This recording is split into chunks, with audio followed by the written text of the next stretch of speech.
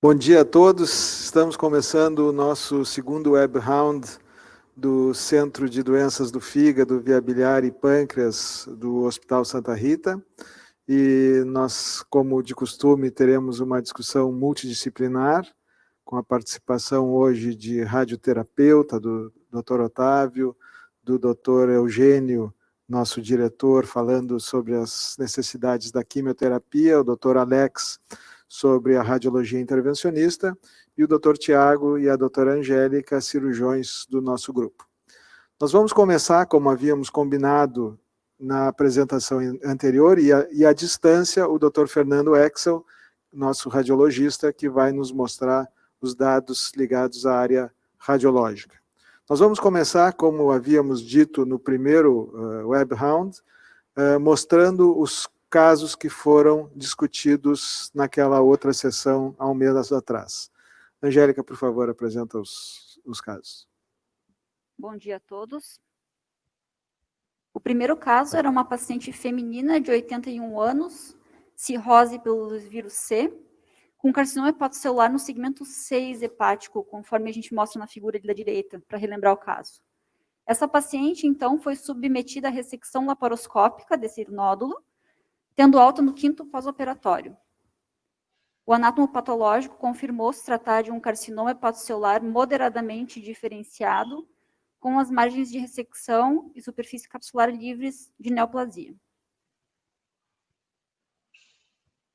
O segundo caso era um paciente masculino de 63 anos, que tinha um IPMN misto, de crescimento recente e aumento progressivo do CA19.9. Ele era um IPMN de corpo e cauda de pâncreas. Esse paciente foi, então, submetido à pancreatectomia corpo caudal mais esplenectomia, tendo alta no 7º PO, sem complicações. Esse a gente tem fotos da cirurgia. Ali a gente pode observar a veia esplênica e o coto da veia esplênica logo ao lado da chegada da veia mesentérica inferior, e mais medialmente no paciente, logo atrás do coto pancreático, a veia mesentérica superior. E aí a foto da peça. O anatomopatológico veio com neoplasia intraepitelial pancreática grau 1, NIPAM1, sem a presença de carcinoma, de transformação maligna. O terceiro caso era uma paciente feminina de 42 anos, com um carcinoma hepatocelular de 19 centímetros, num fígado não cirrótico. Essa paciente foi submetida a TACE no dia 25 de setembro, doutor Alex. Ela fez uma TACE convencional com lipidol, né? Então era uma lesão grande, como vocês podem ver ali na imagem à direita, em cima na ressonância. Essa primeira imagem é a imagem da portografia dela. A gente vê que tem um fluxo portal preferencial para o lóbulo direito e já um fluxo reduzido do ramo esquerdo da porta, o que é normal nessas lesões grandes. À direita, a gente tem já a imagem panorâmica da arteriografia, com catéter posicionado na artéria hepática própria, né? E a gente vê a lesão central hipervascular ali. Essas lesões, às vezes, são difíceis, o cateterismo, porque essas lesões centrais, muitas vezes, são vascularizadas por múltiplos ramos, né? Mas se conseguir um cateterismo super seletivo, com microcatéter dos ramos principais da artéria hepática direita e da esquerda do tumor, e isso foi feita aqui uma embolização convencional, e aqui o controle angiográfico final, né, com a circulação hepática, o catéter na mesma posição, na artéria hepática própria, e com a circulação hepática preservada do parênquima, e o tumor já com uma desvascularização importante. Então, agora ela tem plano de, em seguida, fazer um controle com imagem, para a gente ver como foi a resposta com essa quimioembolização, e aí definir os próximos passos. Nós normalmente realizamos um controle 30, 40 dias depois da quimioembolização, né? Ok, e o último caso do web round anterior era uma paciente feminina de 64 anos que tinha um colangiocarcinoma hilar, bismuth 3B. Essa paciente, infelizmente, adquiriu COVID.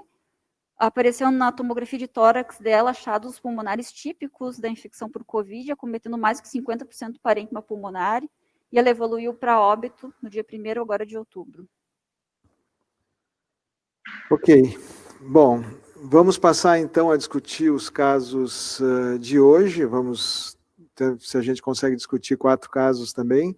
Então, começamos com o primeiro caso. Por favor, Tiago. Bom dia. Paciente masculino de 67 anos, natural e procedente de Porto Alegre, sem comorbidades, apresentou o quadro de policistite aguda e foi submetido à colecistectomia por videolaparoscopia em outro hospital. Ele vem para o resultado anatopatológico para avaliação. Um adenocarcinoma tipo biliar, moderadamente diferenciado, grau 2, com invasão do tecido conjuntivo subseroso, sem ultrapassá-lo. Neoplasia intrabiliar de alto grau, bilínea extensa, com margem cirúrgica proximal comprometida por um bilin 3, a radial livre. Colicistite crônica agudizada, linfonodo pericístico, com apenas hiperplasia linfóide. Fica, então, estadiado com PT2A, PN0. As imagens do caso. Ok. Ok. Na verdade, esse primeiro caso não tem nenhuma particularidade no exame tomográfico que foi realizado. Nós vemos os clipes da colicistectomia, uma leve infiltração do tecido adiposo junto à via biliar extrahepática e na fossa da vesícula biliar, de natureza pós-cirúrgica, nenhuma lesão nodular no leito vesicular, nenhuma área de realce patológico no parênquima hepático, então, e nenhuma linfonodomegalia locorregional, então, do ponto de vista de imagem, não se identifica nenhuma lesão sugestiva de neoplasia remanescente. Doutor Eugênio, quer comentar? Com certeza. Eu estava pensando aqui, enquanto o Dr. Tiago apresentava e o Dr. Calil e o Dr. Fernando comentavam, que esses tumores de via biliar são um dos tumores que deixam o oncologista clínico sempre muito angustiado, né? A gente já teve alguns avanços nos tumores do pâncreas, avanços importantes em tumores do trato gastrointestinal, mas realmente os tumores de via biliar ainda são tumores onde todos os tratamentos que a gente oferece acabam surtindo um efeito, muitas vezes, muito frustrante. Esse paciente tem um tumor que foi totalmente ressecado, não tem linfonodo comprometido, então N0. Do ponto de vista oncológico, a visão inicial é que esse paciente está tratado cirurgicamente, né? Então não teria nenhum benefício, nenhum estudo mostrando benefício de impacto de sobrevida de fazer algum tratamento adjuvante nesse paciente. E sob o ponto de vista cirúrgico, nós teríamos algo a acrescentar? Posso comentar. Esse é um paciente, então, com carcinoma incidental de vesícula biliar, um achado em exame de patologia, não era esperado esse resultado, e ele veio classificado como, então, um tumor T2. A gente sabe que os tumores de vesícula biliar, a partir da classificação de T1B, eles têm uma indicação de uma nova cirurgia com uma ressecção mais ampliada do leito hepático, dos segmentos 4B e 5, e a linfadenectomia. Então, sim, esse paciente, confirmando se tratar apenas de um tumor T2B, indicaria, sim, uma cirurgia de ressecção e ampliação. Por que eu disse confirmando? Porque esse paciente foi operado em outra instituição e a gente tem esse anátomo patológico trazido de fora e que descreve aquela alteração chamada bilin 3. Ele corresponde ao panin do pâncreas. É uma alteração que demonstra o grau de displasia do tumor. Então, da área não tumoral, ele ainda tinha displasia grau 3, digamos assim. Então, a gente pediu para o paciente, para os familiares, nos trazerem as lâminas aqui para o hospital, para a gente fazer a revisão da lâmina e poder entender se a gente tem comprometimento da margem proximal do cístico pelo bilin 3 ou por adenocarcinoma, para decidirmos se a cirurgia ficaria em apenas uma ampliação do leito hepático ou também ressecção da árvore biliar. Tiago, quer fazer um comentário, não? Pelo exame atual, há comprometimento da margem proximal, há comprometimento do ducto cístico. Se a gente levar esse exame em consideração, sim, a gente resseca a via biliar.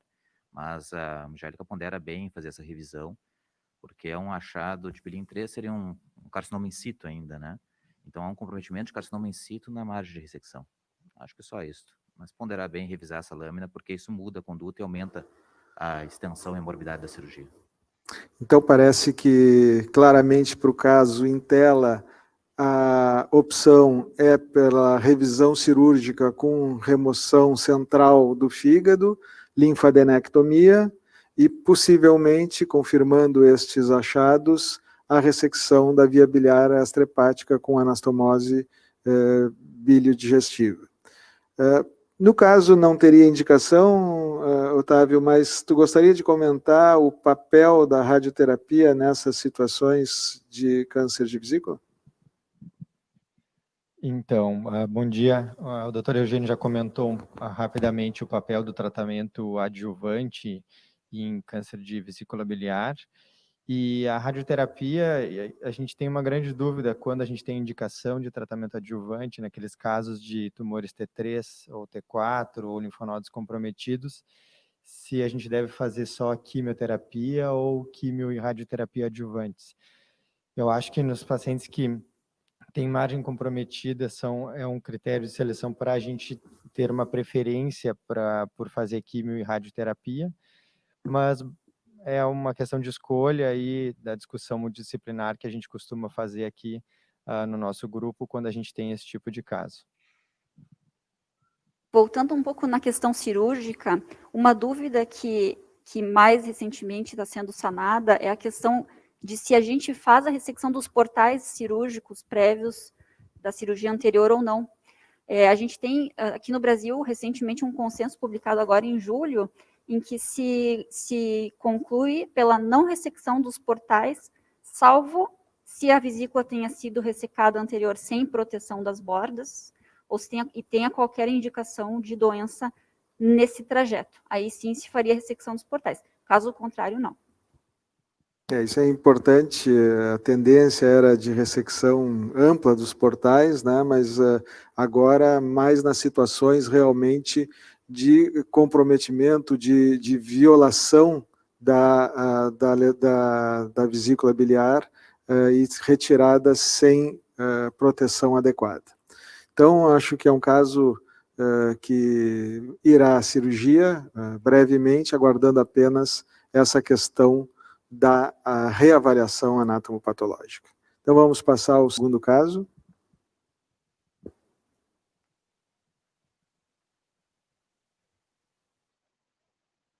O segundo caso é um paciente masculino de 79 anos, natural e procedente de Porto Alegre, com histórico de hipertensão, diabetes tipo 2, dislipidemia e um perfil status 1, um paciente trabalhador de roça.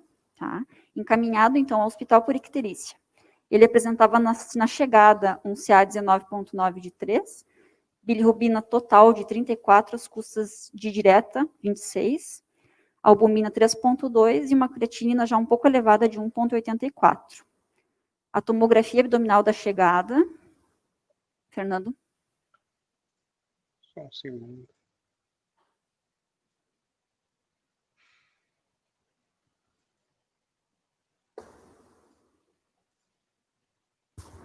Ok.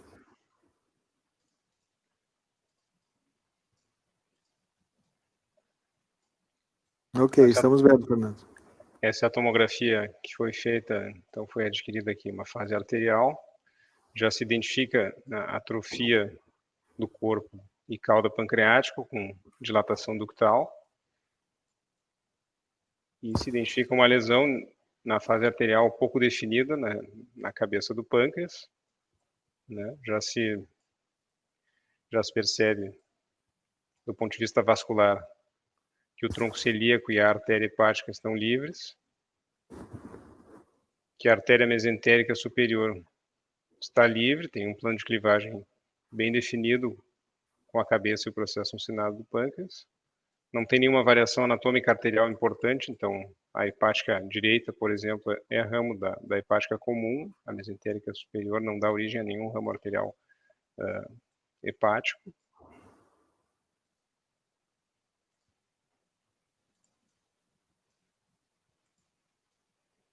O exame na fase venosa, então, confirma a atrofia do corpo e cauda com a dilatação ductal. Nós vemos também uma grande dilatação da via biliar intrahepática nos dois lobos, dilatação da via biliar extrahepática E na cabeça do pâncreas, uma lesão infiltrativa, com contornos relativamente bem definidos. A veia mesentérica superior, não há nenhum sinal de invasão da veia, tem um plano de clivagem definido com a cabeça do pâncreas e com a lesão. E se vê também um espessamento e irregularidade da parede da segunda porção do duodeno, desde essa localização até junto à lesão aqui, que sugere a possibilidade de invasão da segunda porção duodenal. Esse paciente fez também uma ressonância.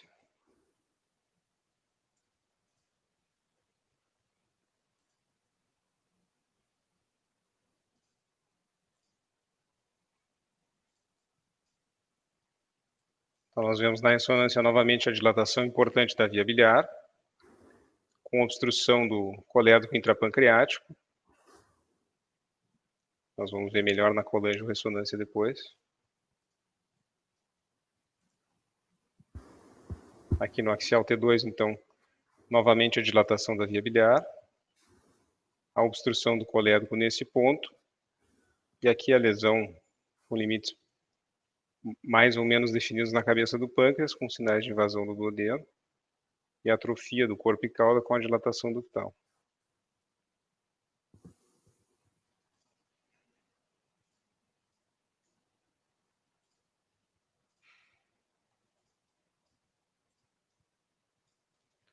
Após contraste, se define melhor a lesão na cabeça do pâncreas, né, uma lesão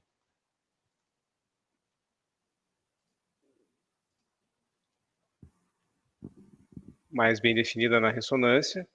Se identifica melhor a invasão duodenal também aqui, com espessamento e irregularidade da parede do duodeno, e a obstrução biliar.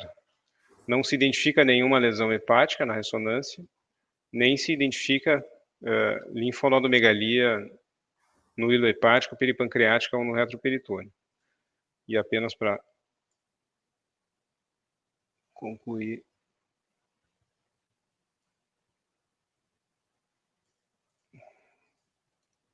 apenas para mostrar que a difusão também identifica de forma adequada a lesão, né? A restrição à difusão significa alta celularidade na lesão, então no caso, de certa forma, confirma a hipótese de lesão neoplásica. E aqui a imagem da colangio-ressonância, de novo demonstrando a lesão na cabeça do pâncreas com obstrução do colédoco intrapancreático e do ducto pancreático principal. Perfeito. Esse paciente, como na chegada ele já apresentava bilirrubinas bastante elevadas, a gente solicitou a drenagem das vias biliares por via de CPRE. Pode voltar o slide, por favor?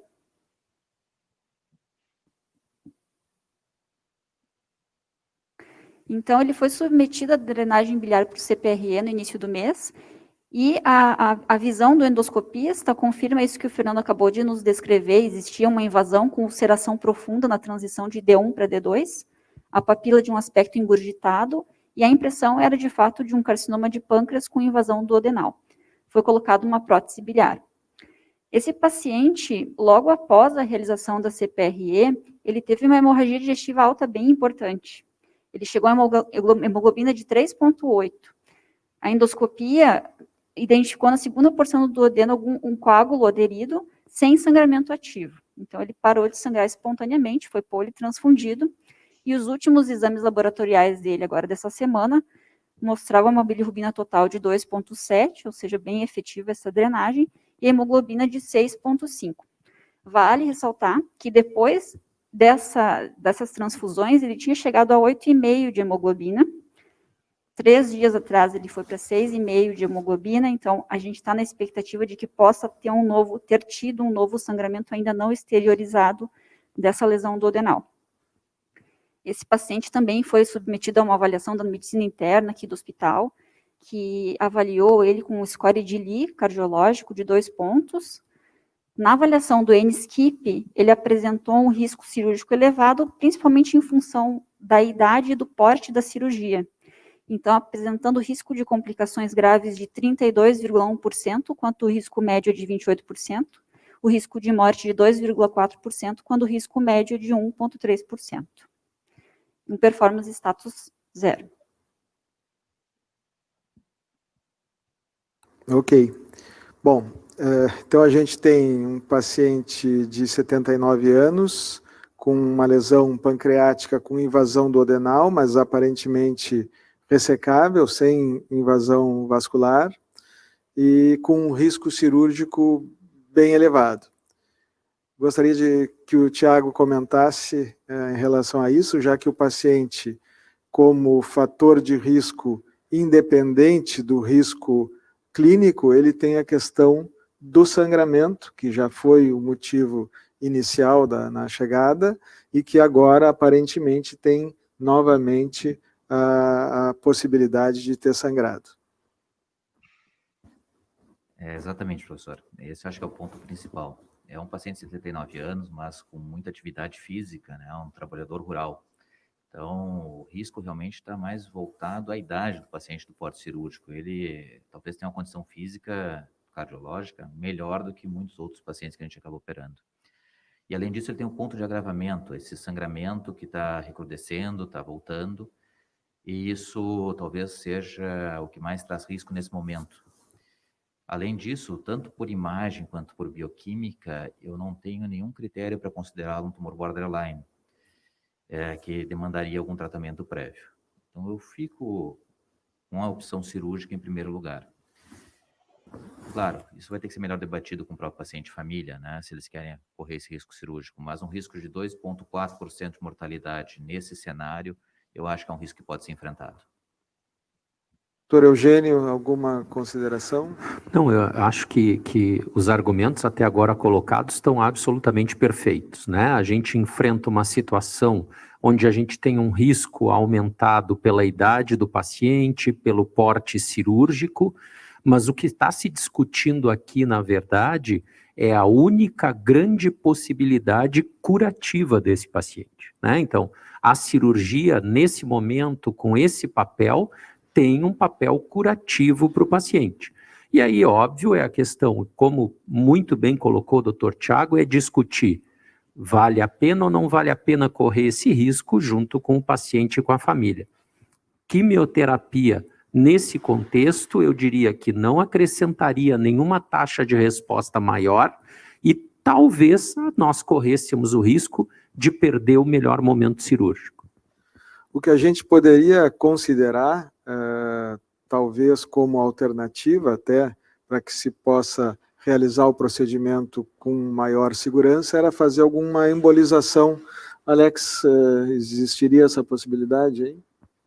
Sem dúvida, assim, ainda mais que a gente tem um foco bem definido do local de sangramento, né? É um sangramento que a gente pode abordar com cateterismo, tentar identificar o sangramento se tiver um sangramento arterial, mas mesmo que a gente não tiver um sangramento ativo no momento do procedimento, nesses casos o que a gente pode fazer é até embolizar a artéria gastroduodenal ali com mola, para tentar controlar, reduzir o fluxo de sangue naquela região. Isso muitas vezes se consegue ter um resultado satisfatório para tentar parar esse sangramento. Então é um tipo de sangramento que responde bem ao tratamento endovascular. Ok. Angélica? Esse é o tipo de paciente com tumor de cabeça de pâncreas que anatomicamente é o que a gente deseja encontrar, né? É um paciente com um tumor que não encosta na veia e nem na artéria, então ele é passível de uma ressecção, é o melhor que a gente pode oferecer cirurgicamente, nesse contexto nós poderíamos oferecer. Esses scores de risco, principalmente o N-SKIP, que a gente colocou apresentando ali para vocês, quando a gente coloca um paciente com uma idade mais avançada e com um porte de uma cirurgia maior, muitas vezes eles nos dão scores que, numa primeira olhada, nos parecem assustadores, mas que estão mais relacionados principalmente a isso, a idade do paciente e ao porte cirúrgico, que realmente é grande. Mas no caso desse paciente, que tem uma boa performance, ele tem facilidade em se locomover, ele sobe um lance e desce de escada com facilidade, eu concordo com o Tiago, eu acredito que a cirurgia seja a primeira indicação, caso ele não volte a sangrar, né, Alex?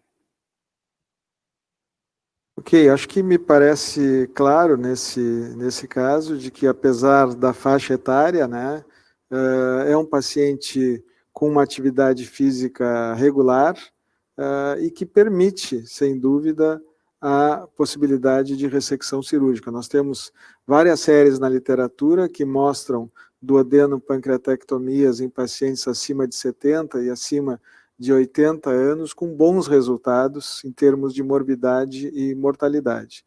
Então, acho que realmente agora o que a gente tem que observar é se ele está em condição, especialmente por essa questão de um possível sangramento no momento, e a alternativa cirúrgica através de uma duodeno-pancreatectomia parece ser a opção a ser realizada nesse caso. Acho que é isso que nós vamos realizar brevemente, né?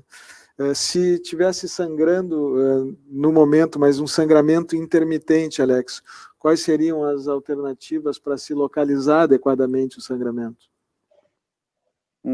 A gente pode fazer um estudo prévio, tanto com tomografia ou uma cintilografia com hemácia marcada, para tentar identificar o local do sangramento, mas o estudo angiográfico, quando a gente tem o sangramento ativo, ele é bem fácil de ser identificado, assim, né?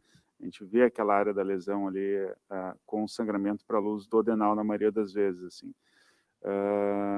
Mas, como eu falei, assim, mesmo sem o sangramento ativo, a gente consegue tratar essas lesões e reduzir esse sangramento. A radioterapia, numa situação de sangramento, teria alguma indicação, Otávio? Eu acredito que sim, a radioterapia costuma ser muito efetiva como tratamento antihemorrágico, e a gente pode fazer um tratamento, por exemplo, de 3 aplicações, com doses altas, em torno de 3, 4 grays por dia, e provavelmente em 2, 3 dias a gente já conseguiu estancar esse sangramento e não seria algo que seria impeditivo ou atrapalharia o procedimento cirúrgico. Então, eu acho que realmente aqui o que vai interessar é o grau de instabilidade hemodinâmica, né, de repercussão em relação à diminuição de hematócrito e hemoglobina para se indicar a cirurgia de imediato ou se partir para uma dessas opções que foram aqui colocadas, ou de uma embolização ou de radioterapia. Então, a ideia fica definida de tratamento cirúrgico para esse paciente e, posteriormente, o tratamento complementar após o anátomo patológico. Passamos para o terceiro caso, então, Tiago. Paciente feminina de 66 anos, natural de Caçapava do Sul e procedente de Cachoeirinha. Hipertensão de difícil controle, doença de Chagas sem diagnóstico de complicações relacionadas a isso, diversas cirurgias em face em função de um trauma de infância e múltiplas transfusões. Cirrose por vírus C, tratado em 2007 com resposta virológica sustentada. Era um GEN 3. Recebeu alta do serviço, né, e voltou sentindo-se cansada e inapetente nos últimos meses. Alteração laboratorial, sem maiores detalhes, um pouco de transaminase elevadas, gama GT 126, plaquetas, eu gostaria de ressaltar, 335 mil. Alfa-feto 2.9, CA19-9 2.9 também. A endoscopia mostra a ausência de sinais de hipertensão portal, ausência de varizes. Fernando, pode comentar a imagem?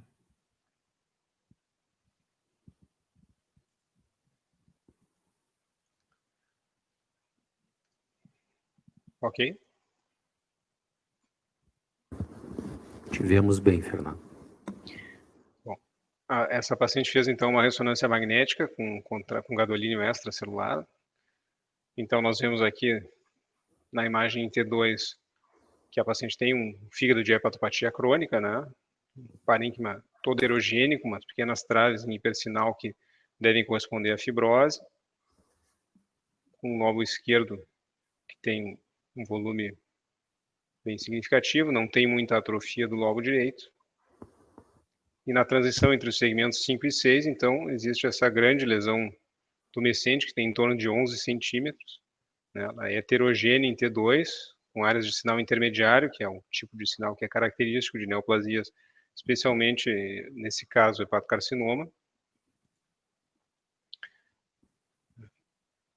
Nós vemos aqui, então, na aquisição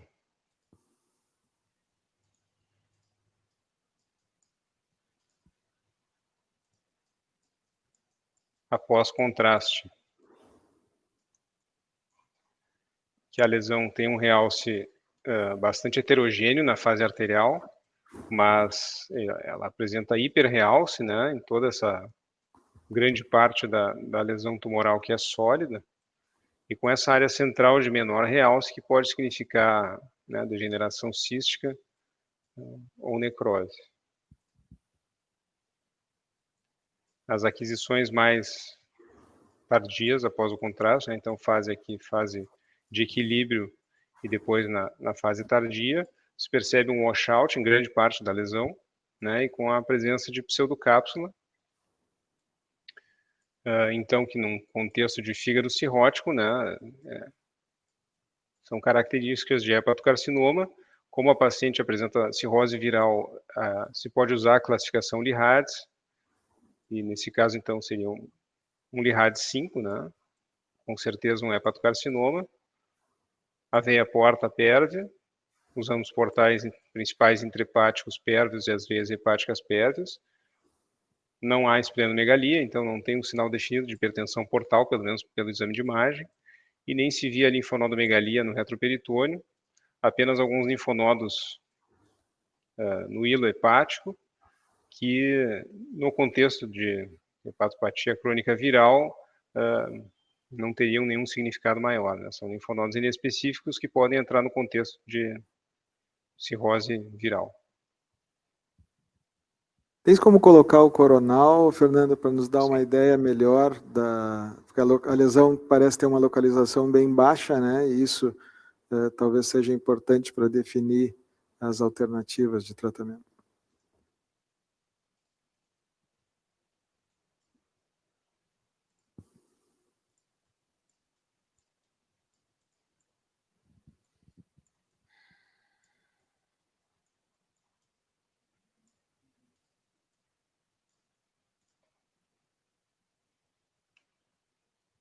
Pode comentar. Não, de fato, a lesão, então, na transição entre os segmentos 5 e 6, com um crescimento parcialmente exofítico, né, e a lesão está imediatamente abaixo do ramo direito da veia porta, né, com pequeno deslocamento cranial do ramo direito da veia porta, e também com deslocamento posterior do rim direito pelo componente exofítico da lesão. Perfeito. Então, claramente nós temos um grande carcinoma hepatocelular, né? E uma situação em que existem várias alternativas terapêuticas, porque não existe certamente nenhuma ideal, mas que permite uma discussão interessante aqui. Então, nós vamos começar por aquela que talvez seja a menos possivelmente indicada, que seria algum tratamento sistêmico nesse momento, doutor Eugênio. Perfeito. Eu estava vendo os casos de hoje e imaginando que os colegas organizaram toda uma reunião de casos para o oncologista clínico só reafirmar a importância do cirurgião, né?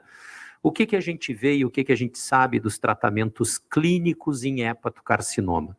Que, primeiro, eles não oferecem possibilidade curativa, que o estudo mais tradicional que nós temos, que é o estudo SHARP, com uso de sorafenib, e que ainda é o grande padrão ouro do tratamento, ofereceu uma sobrevida para esses pacientes, mas, de novo, não fala ou fala em razões muito ínfimas de possibilidade de controle a longo prazo.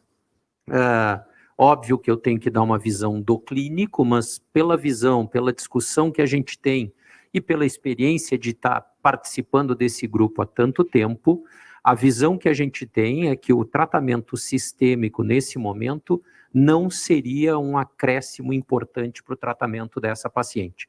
Então, nós discutiríamos fortemente com a equipe cirúrgica e com a equipe de neuroradiologia tratamentos mais eficazes e mais efetivos e deixaríamos o tratamento sistêmico para um segundo momento, se necessário. Perfeito. Alguém quer comentar, Thiago? Acho que o ponto principal desse caso é definir o comprometimento ou não do pedículo portal direito, né? Apesar de ser uma paciente ALDA, é uma paciente com cirrose. E definir isso levaria a uma hepatectomia direita, que eu acho que seria demasiado para ela, não teria nem fígado remanescente para tanto. Mas a imagem mostra uma lesão muito mais exofítica e parece só rechaçar, do mesmo jeito que ela esmaga o rim abaixo, parece rechaçar também o pedículo portal direito. Então, eventualmente, a gente poderia, sim, levar à cirurgia. A margem vai ser limítrofe ali, uma margem vascular. Eu gostaria de ouvir se existe alguma forma de a gente tentar reduzir essa lesão, né? De a gente tentar transformar essa lesão, torná-la mais distante um pouco desse pedículo portal. Eu acho que é uma da opção aí, tendo em vista essa questão cirúrgica, seria fazer uma quimioembolização pré-operatória, né, com a ideia da gente tentar controlar a lesão, mas principalmente reduzir dimensões dela para facilitar a ressecção cirúrgica posterior. Né?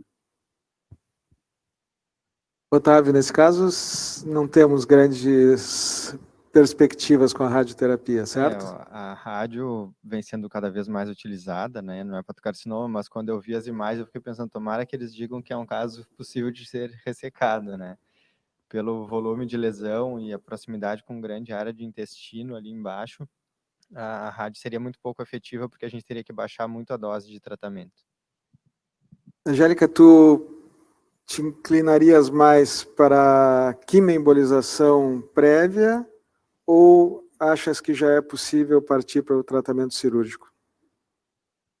A posição do tumor é um tumor grande, posicionado centralmente ali no fígado, mas com um componente, como o Thiago bem colocou, exofítico bem importante.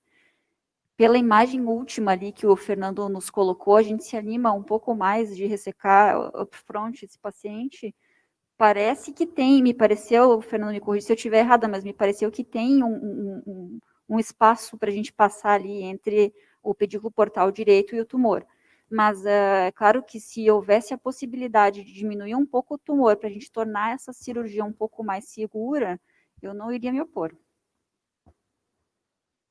Alguém mais quer dar algum comentário?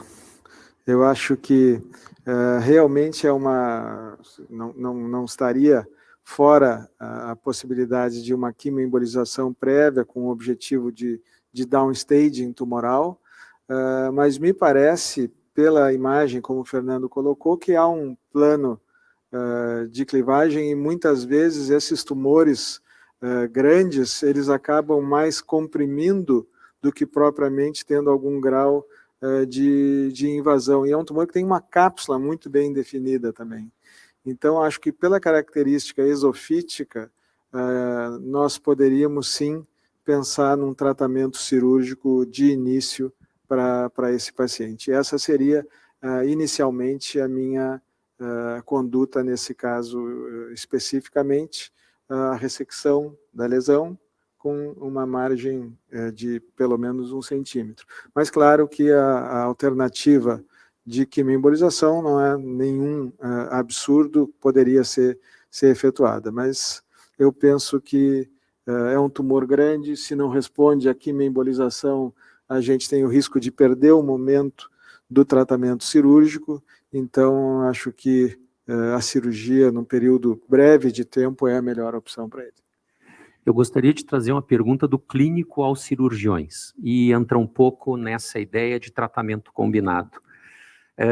Qual é a experiência de vocês, o que vocês conhecem na tentativa de diminuir uma lesão dessas, bem encapsulada, com quimioembolização, poder fazer uma ruptura de cápsula ou fazer uma retração tão grande que se perca ou pelo menos essa visão inicial de ter uma margem de ressecção? Eu gostaria de ouvir um pouco a opinião de vocês. Quanto à questão de, por exemplo, ruptura de cápsula, claro que é uma complicação possível pós-quimioembolização, na medida que a gente tem necrose de tecido, né, mais uma lesão esofítica, mas não é uma coisa comum, né? A gente tem uma experiência grande com quimioembolização e raríssimos casos de ruptura pós-quimioembolização. Então, não seria uma complicação que me causaria uma preocupação, assim. Questão de retração de cápsula também não chega a ter um componente, assim, alguma alteração fibrótica pós-procedimento que causasse alguma alteração anatômica. Então, acho que não seria uma preocupação minha, assim. Nós realmente acho que nós temos uma experiência muito grande com quimioembolização, né, com resultados realmente entusiasmantes, e nos casos em que houve downstaging e que os pacientes foram operados, nós não observamos nenhum tipo de problema em relação à dificuldade cirúrgica no intraoperatório. E realmente com quimioembolização, e aí casos, inclusive, citando casos que não foram operados, nós não tivemos, que eu me lembro, nenhum caso de ruptura tumoral pós-quimioembolização. Então, acho que é um procedimento seguro. No caso específico, só não indico porque me parece que é um tumor ressecável de início, mas não teria receio relacionado a essas condições que tu colocaste, Sérgio. Perfeito, obrigado. Eu gostaria de fazer um comentário para complementar o que o Dr. Calil colocou, que na imagem essa pseudocápsula que se identifica no hepatocarcinoma corresponde, na verdade, a parênquima hepático comprimido pela expansão da lesão, né? Isso é o que aparece na imagem. Então, se nós acreditarmos que esse parênquima é um parênquima normal comprimido, então não haveria preservação do ramo direito da porta, porque, né, o parênquima normal está interposto entre o tumor e o ramo direito. Perfeito, Fernando, o que corrobora a ideia de indicação cirúrgica de início. Muito boa consideração. Vamos passar para o quarto caso. O quarto caso é um caso um pouco mais extenso, tá? É o paciente masculino de 40 anos, natural e procedente de Xangri-Lá.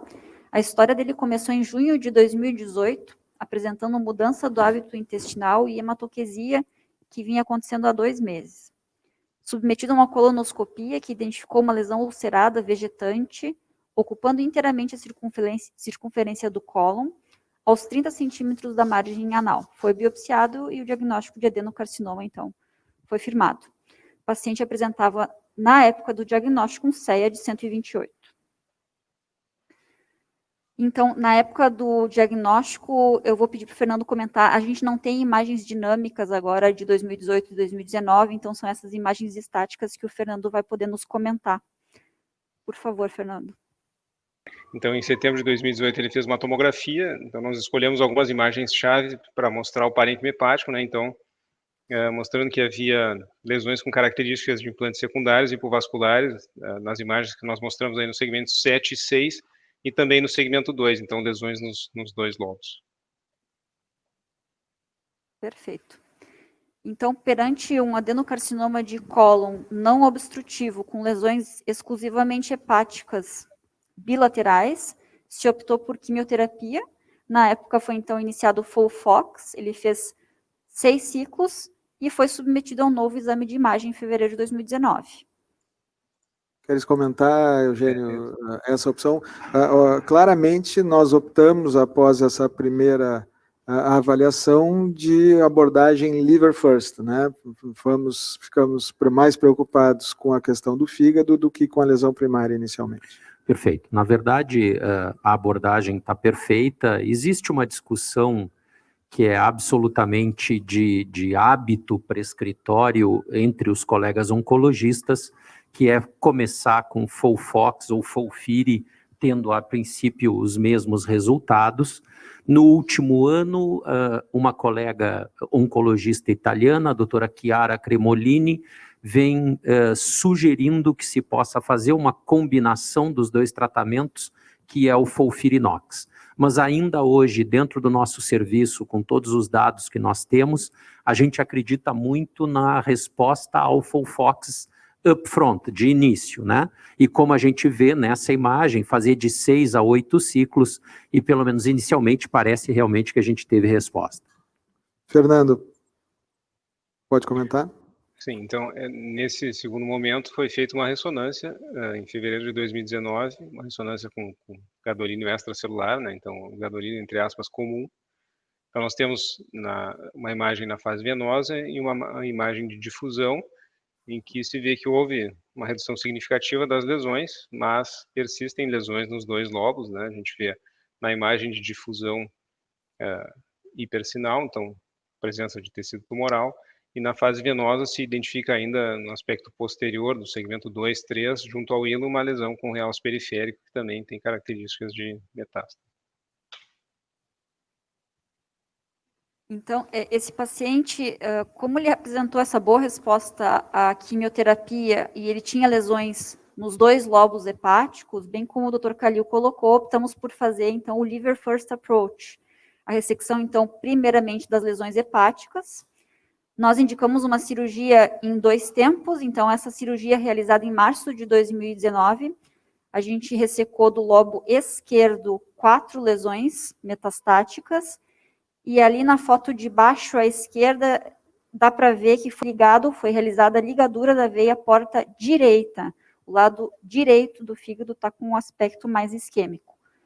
Para programar, então, no segundo momento, a realização da hepatectomia direita.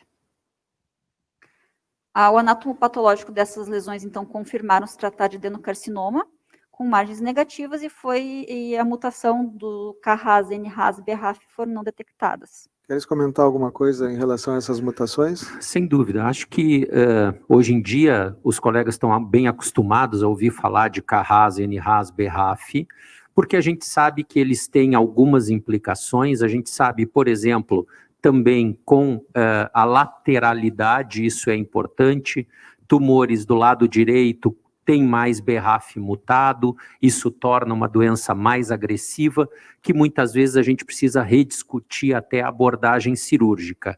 Até o momento, tudo que a gente vê desse paciente, um homem jovem, nenhuma mutação, um tumor do lado esquerdo, nos parece realmente que a taxa de resposta e todos os esforços que nós viemos fazendo até esse momento são extremamente importantes para oferecer para ele ainda alguma taxa de cura na doença.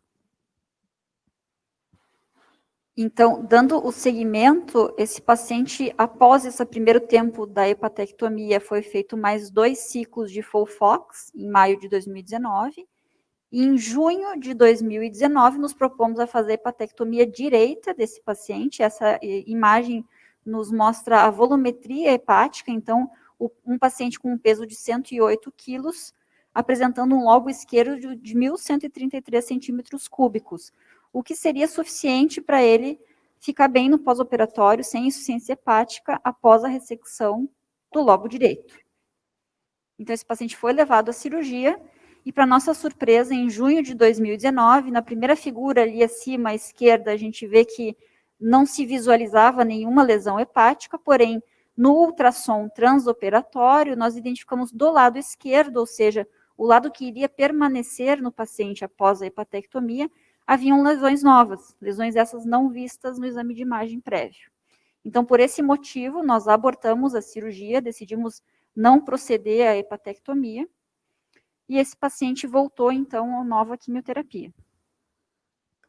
Antes de passar para a quimioterapia, Thiago, tu pensaria em fazer algum tratamento local ao encontrar essas lesões no intraoperatório? Pensaria na possibilidade, pelo menos?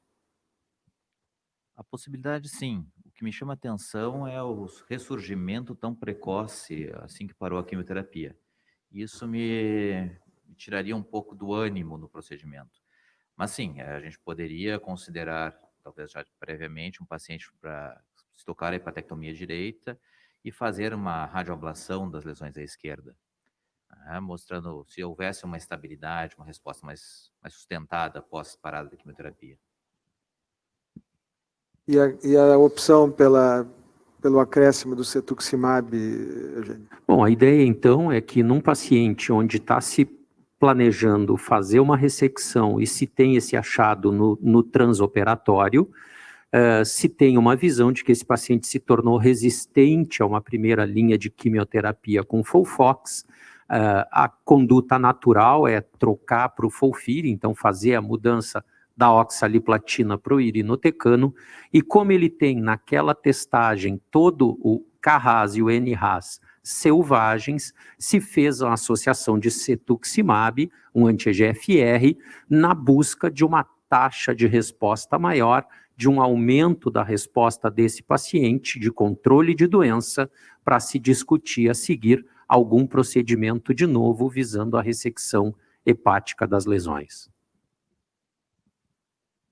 Então, após a realização desses ciclos de FOLFIRI associados ao cetuximab, em março desse ano, ele foi submetido a um novo exame de imagem, nesse caso uma tomografia. Eu acho que agora o Fernando tem imagens para poder nos apresentar. Isso, agora eu vou passar para o meu monitor aqui, então.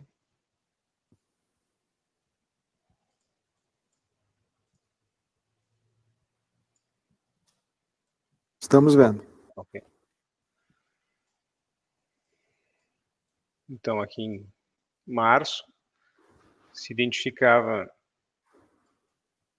uma alteração pós-cirúrgica aqui no lobo esquerdo, no aspecto cranial do lobo esquerdo, né, da ressecção da metastasectomia prévia.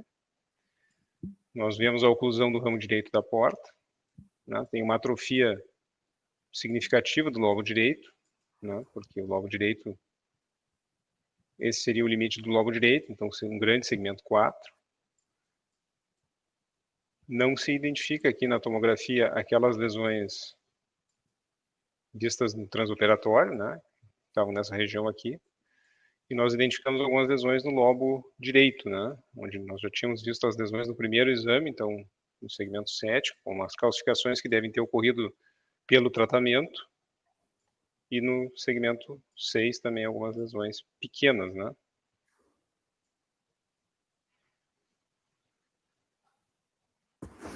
Certo.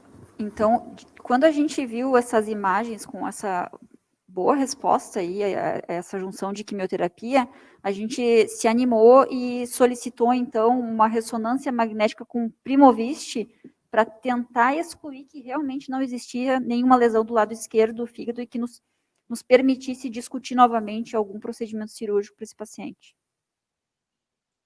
Então, Fernando, a gente tem a ressonância para mostrar.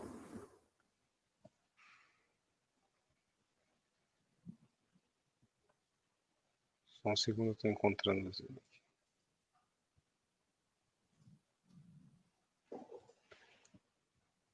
Ok. Então, nós temos aqui a ressonância que foi realizada com Primovist, então, que é, enfim, é o nome comercial de um gadolínio que é intra e extracelular, que tem uma sensibilidade maior na detecção de lesões hepáticas, né? Então, aqui, só para mostrar rapidamente, é o T2, a gente vê de novo a atrofia importante do lobo direito e o aumento do lobo esquerdo, e passando diretamente aqui para a difusão, então, a difusão e o uso do gadolínio intra e extracelular são complementares na identificação, na detecção de metástases hepáticas, né? Então, já foi demonstrado que o uso de difusão mais gadolínio hepatoespecífico, essa associação é o que tem melhor resultado na detecção das lesões, né? Praticamente 99% das lesões são identificadas com a combinação dos dois métodos dentro do mesmo exame, dentro da mesma ressonância magnética, né? Vou passar diretamente aqui as imagens da fase hepatobiliar. Na fase hepatobiliar, os hepatócitos normais têm captação do gadolínio, então a fase intracelular do exame, e as lesões que não têm captação do gadolínio, por não terem um receptor de membrana, então de maneira geral, qualquer lesão que não seja hepatocitária não vai ter captação do gadolínio, então ela vai ficar em hipossinal ou mais escura que o parênquima, como essa lesão aqui, que no caso é um cisto, mas nós identificamos também lesões em hipossinal na fase hepatobiliar, no lobo direito, lesões pequenas, né, praticamente todas elas menores que 1 centímetro, então que tem características de implantes secundários ainda. Essas zonas aqui em banda são sequelares da oclusão do ramo direito da porta, né, teoricamente são hepatócitos que não têm função normal, e no lobo esquerdo do fígado, nesse exame, não se identifica nenhuma lesão. Ok, pode tirar a imagem aí, por favor. Alguém quer fazer algum comentário? Tiago? Agora, discordando do doutor Eugênio, mostrou o papel do oncologista clínico nesse caso, né? realmente foi o que mudou a história do caso. Algum agrado vocês iam fazer ao oncologista clínico, né? Vamos para o grande finale. Grande finale. Não, realmente foi o que mudou a história, né? Agora sim a gente se sente mais animado, fico mais confortável de propor realmente a hepatectomia direita desse paciente. E é claro que é uma individualização, é um caso mais complexo e um risco aumentado de ressurgimento das lesões no lobo esquerdo. Mas eu vejo que agora a gente consegue realmente oferecer algo diferente para o paciente, conseguir oferecer um tratamento e perspectiva futura de tratamento também. Então, procederia para a hepatectomia direita. E o que tu farias com aquela missing metástase, Angélica? Nesse momento, nada, professor. O que eu faria é o seguinte, esse paciente já está com 2 anos de evolução de cirurgia, nos mostrando uma biologia tumoral favorável, então eu concordo com o Thiago, nesse momento procederia apenas a hepatectomia direita, e no segmento do paciente, caso ressurgissem essas lesões do lado esquerdo, aí sim iria propor um tratamento ablativo local, talvez uma radiofrequência ou um micro-ondas. Concorda, Thiago? Sim, senhor. Ok, bom, é realmente, como foi falado, um caso atípico, né, de uma diminuição, de uma regressão completa, de uma lesão metastática, e que nós não temos outra opção terapêutica que não seja realmente realizar a ressecção à direita, ficando, observando esta imagem metastática à esquerda. Havendo alguma recorrência, aí vamos partir para individualizar novamente e pensar na alternativa de tratamento. Gostaria só de, antes de encerrar, perguntar para o Alex as opções, especialmente de quimioterapia intraarterial para esses pacientes com múltiplos nódulos e que muitas vezes não respondem ao tratamento sistêmico. Qual a experiência aí com essa forma terapêutica? Tem a opção de fazer a quimioterapia intraarterial com irinotecan, né, que seria uma opção para esses pacientes que têm alguma recorrência, mesmo com os tratamentos sistêmicos já. Mas talvez uma opção interessante para esses casos seria a radioembolização, né, que tem mostrado bons resultados para esses pacientes também que não respondem com a quimioterapia sistêmica.